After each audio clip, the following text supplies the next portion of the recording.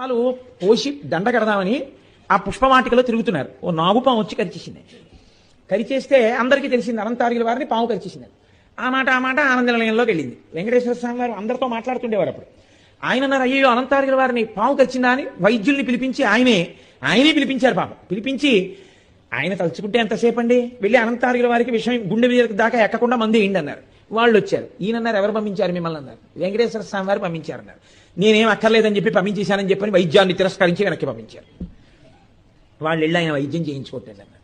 ఈయన సాయంకాలం దండ పట్టుకుని వెళ్ళారు.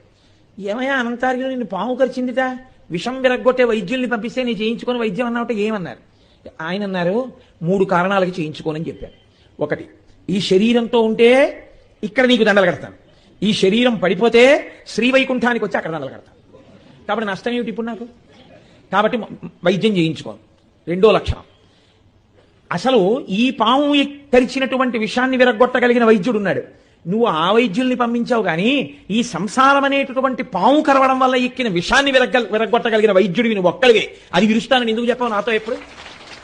అందుకే ఆ మాట నేను ఉన్నట్టు రావాలని నేను ఆ వైద్యులతో వైద్యం చేయించుకోనన్నాను. నాకు అసలైన ఫ్యామిలీ డాక్టర్ నువ్వే.